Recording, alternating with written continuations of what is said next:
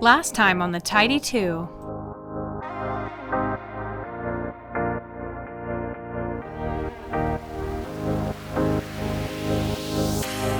Hold on tight, I'm on my way. 'Cause everything's perfect when I'm with you. But love is just a game you play.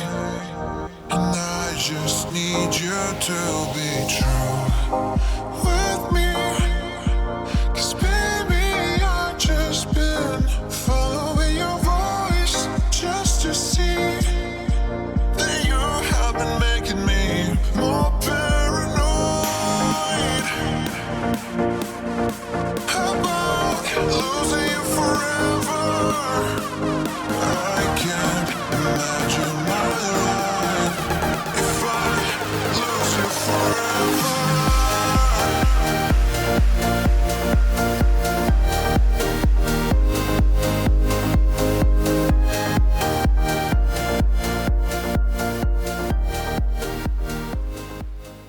Hi friends! Welcome back to another Clean with Us. We are back into my hoarding room, the craft room, which is going to be a future nursery. If you like decluttering, cleaning, and organizing, like and subscribe to our channel. Today we're going back into the room that I like to call my hoarder room. I don't like maybe to call it that, but that's exactly what it was. Craft room, office, and soon to be a baby nursery. One of the many obsessions we're going to see today is my obsession with the greatest Fab Four of all time, the Beatles. If you're a fan, put your favorite Beatles song in the comments below. If you haven't watched part 1 of this video, I highly encourage you to go back. We talk about the psychology of hoarding, the emotion behind hoarding and OCD. But if you are caught up, keep watching because you're going to get to see a level of vulnerability and us opening up about our past and different experiences that we've had that led us to this hoarding experience. We understand that when you look at this room, you may not think A&E Hoarders, where we have like 32 cats and, tons of garbage and trash. But Laura does struggle with OCD, which a subsection of that is hoarding. And she sometimes struggles with irrational fears and feelings of letting go of materials that maybe we could easily let go of. What will happen if you donate a sock without its pair? They have to be together. They have to be together. I think that internal dialogue that we go through, Laura and I are obviously joking about, the way our voice sounds, but it's not a joke. No, it's not very much not a joke. And one of the episodes we just watched on Hoarders was of a man who was collecting his dog's hair, and he had trouble saying goodbye because he was afraid that if he threw away the giant ball of hair, that something bad would happen. This is a form of OCD. This is a compulsion that his brain is telling him, can't say goodbye, otherwise the dog will die. Maybe someone won't die if I get rid of something, or who knows? We don't really know how the world works or if the world will end. Knocking on wood here. See, this is the problem with getting rid of things, is there's too much attachment, not just to the item.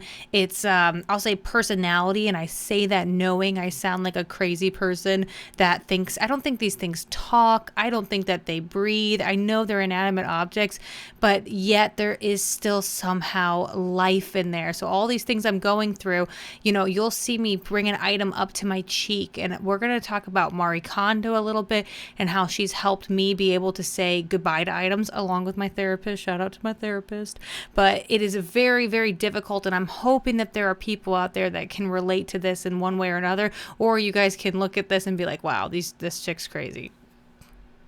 I think also we talked about in the last video how hoarding affects not just the person that suffers from it, but from the people around. And you'll actually not see me in this video. It's actually just going to be Laura. That is honestly because I've been so busy with work and grading. But this is Laura's journey here that, I'm helping her with. I want to help get this nursery ready. And it's hard to be a part of it when I'm so ready to say goodbye to things, but they mean nothing to me. And it's so difficult for her to let go when everything has either potential, a story, or just a connection. I think also the length of time that I've had something. So many of these items I've had for over a decade, and that makes it even harder to let go because it's like, well, they've been in my home. They feel like they're part of this house and this family. Now we're going to shove them off on someone else, and we'll be lucky if a thrift store either takes them or doesn't toss them or is treated wrong or things get separated. So those are all my random anxieties about, again, inanimate objects, but they're very real to me. We're laying it on pretty thick right off the get-go when we really haven't introduced ourselves. So let's just take a moment. I'm Lana. I'm Laura. And we're two identical twins who love to clean and tidy. And thank you for watching and sticking around this long. And I hope that, you find some value in this video, whether that's just some motivation to declutter a room in your house or for you to say goodbye to some things you've been holding on to. In our last video, Laura and I touched on a little bit about our past and growing up in foster care and some of the, trauma that happened to us and the polarized different views of how we treat things because of our experiences. Again, we're identical twins, born a minute apart, grew up with nearly identical experiences, and yet very, very different views on letting items go or saying goodbye. I just listened to a book. It's called What Happened to You, and it's conversations on trauma, resilience, and healing. This is actually by Dr. Perry and Oprah, and it was really mind-boggling, or opening, I should even say, to listen to how people experience trauma and what their brain does. And one of the coping mechanisms that we were talking about in the book was dissociation, and how there's good forms of dissociation and there's bad forms of dissociation, and there's also hyperfixation or perfection, and those things come with positives and sometimes negatives. I think the reason why Lana here, has such an easy time letting go of things is that I allow myself to dissociate or push myself away from the item. And I don't know if that's necessarily healthy or not, but it's what I do to survive the big feelings. Like Laura and I went to Goodwill the other day. We had to drop off some stuff, and I knew it was going to be hard. There were some things in there that I've had for a very long time, things that were homemade for me. So it was really, really difficult.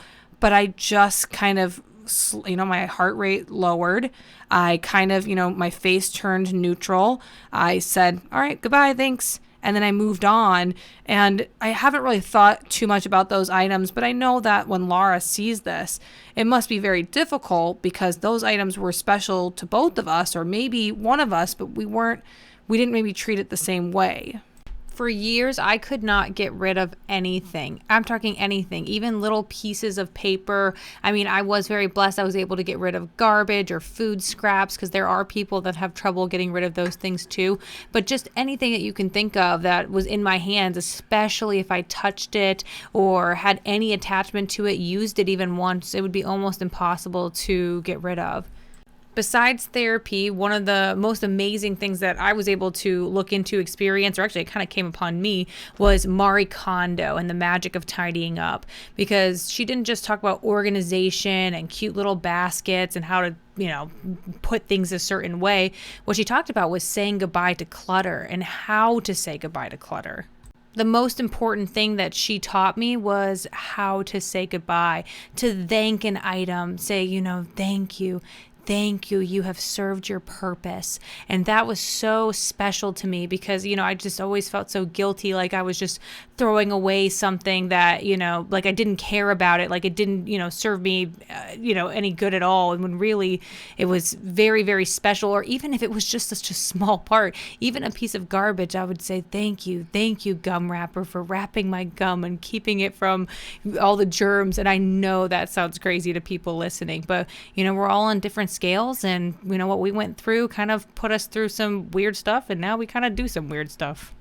I don't know where the phrase came from, but I heard something like, your house is a reflection of your mind. And I feel like oftentimes Laura's house is a reflection of her mind. It can be very crazy, but it's also very creative. And in my house, I would say that it may look really pretty, but it's also very bare because I think, I'm a mom of 2 kids. I'm overstimulated. I'm very sensitive to the world. And so I purposely kind of desensitize my house to match what I feel like is going to give me the most joy from my home. Whereas every time Laura walks through her house, she gets sparks of motivation or creativity or excitement. And I think they just do different things for us. And sometimes it's a good thing, and sometimes it can really hinder us from making progress on a neat and tidy home. We are always hoping to inspire and motivate others to take on projects at their house, to declutter and to clean. And often we're cleaning other people's houses, which, believe it or not, is so much easier to do, especially when I have no attachment to their stuff. But today we're hoping to open up your minds to a strange world, a world of true hoarding compulsions, of keeping. And I think, Lana, you might have the perfect book for some people here. Yes, I mean, I'm not going to say that this is a great book for people who struggle with real hoarding like Laura does, but it is great for people who are looking for decluttering motivation. It's called Nobody Wants Your Stuff, but replace stuff with SHIT, The Art of Decluttering Before You Die. We've touched on the Swedish death clean before, but this author, Messy Kondo, oh my gosh, Messy Kondo and Marie Kondo, I literally just got that. I wonder if that's a plant. Guys, I'm going to have to literally look this up because I have no idea if this is true. But she also wrote Tidy the F Up, and she is hilarious, and she's really, really blunt. She swears throughout the whole thing, which is one of my favorite things to do. And I would highly recommend, if you are holding on to stuff just because, rather than because your brain tells you to through compulsion, I would 100% recommend this book. So I'll say Marie Kondo is like the sweet goodbye, the thank you, and Messy Kondo is the get your peep out the way, and nobody wants it. This is the process that we actually used for decluttering and organizing this room. If you have ever watched Hoarders, A&E Hoarders, they have a whole team of people, and they have tents and USPS boxes. That's not what they have. They just U-Haul. That's the U word I was looking for. U-Haul boxes, and they will pack all the items from the room and lay them outside, and then the owner will go through it. And so I kind of did a little bit of a expedited version of that, where I put everything in some sort of tote or box. I brought it back into the room and decided to start sorting it. Now that can be a problem with the process, because I'm very good at sorting, and my room got out of control here. So I'm like, oh, craft supplies, paper, book, whatever. But really the problem is actually letting go. And you guys will see the pile of stuff I let go here at the end. In some ways, I wish I would have gotten rid of more, but also for me, even one tote would have been such a huge amount of progress, and I ended up doing a lot more than that. I think it was probably a good thing that I did this process alone. If you've ever watched the show Hoarders, they always have some dramatic moment with a family member, and it's like, you never cared about us, you only cared about your stuff. And sometimes I watch that show and I get so annoyed at the hoarder, because I'm like, my God, why are you keeping that? And then sometimes I'm like, wow, I cannot believe how much I relate to that person, where everybody's pressuring me. It's like, why do you need this? You don't need this, you can just let it go. And it's hard to explain why you need something so trivial or stupid or small, but you don't want to have to justify yourself, but you feel kind of outnumbered. So it's really a great show. I know we kind of talk about it a lot, but I've been watching it a lot as well to kind of give me inspiration. It's like, okay, I'm in my 30s, a lot of the people on this show are in their 40s, 50s, 60s, and even older. I can take control of parts of my life now before it's too late. And again, as a family member, it is hard to watch. It's hard to watch as Laura keeps a tote full of confetti that she wants to use on a party for my girls, when I've asked her not to use the confetti. It's going to be a grand entrance. Child walks in, confetti from the sky. And that's like what I'm trying to explain is like, we don't need it. We don't need it. But I can't make her brain understand that. And I also can't understand where her brain's coming from. One of our most popular YouTube episodes was, it was called Hoarders, or Hoarders Hope or Heart, I can't remember what, but that was a really great episode. And that lady, her garage was full of stuff. She was holding on to things for other people as well. And so sometimes you might have good intentions where you're like, oh, this will serve this person well, or I plan on donating this, or whatever. We can understand that, but trying to limit yourself to how much you're keeping. If you have a room full of stuff for other people in your house, maybe that is a little bit much. So something to kind of think about. We're getting close to the end of this video, and I guess I just want to mention what the motivation to finally get my stuff together or apart, pulling everything apart and separating and moving things around. But we are very blessed. I keep saying we, but I'm having a baby in June. Woo, so exciting. And I think that was kind of the motivation that I needed to really go through. I needed this room. I needed to be able to have this space so this child can have their own, nursery without my stuff cluttering it. And right now I don't have another room. Right now I have my nephew staying with us during the summers. And so the room next to this one is his, and it's got his stuff in it. And so I don't have the luxury of having another place just to shove this all. So I'm trying to go through each item and decide what I really, really need, what's important to me and what sparks joy. And I'm not going to lie, it's very, very difficult. Although this is Laura's first child, she did raise my 2 children with me. So really, she's on her 3rd kid if we really think about this. And I'm on my 3rd kid in a lot of ways. So I think we're a great parenting pair. No, we're not sister wives. And I think it would be, even though we share a backyard and eat dinner together every night, but we're here to raise children together. We're really not making this. This is not no. We're identical twins who love to clean and tidy. We're close, but not too close. And so we are a good team, and I'm very grateful to have her. And I'm hoping that, this will be, I have a great resource right in my backyard to be able to help me with this new journey, and obviously to help with the nursery, which we plan on doing a whole episode of decorating, organizing, sorting, and getting ready for baby. We have been very vulnerable with you guys. We shared with you bits of our life, and just curious if you are struggling with anything, if you struggle to let go of things, put it in the comments. We're here to connect and to share our journeys together. Let us know how we can support you. Thank you so much for watching. We have more great videos coming your way, so don't forget to like and subscribe.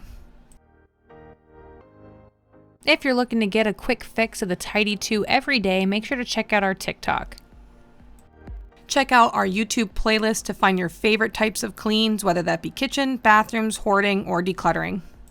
If you know anyone that struggles with hoarding, OCD, compulsions, that could benefit from this video, please make sure to share it with them. We always end our videos the same way, asking for your feedback. We care so much about what you think, what you want to watch, especially to our subscribers that actually took the time to like and subscribe to our channel. We really appreciate that, because the more that people are sharing our videos, the more people that we're helping, which is our ultimate goal. So we want to know, what should we clean next?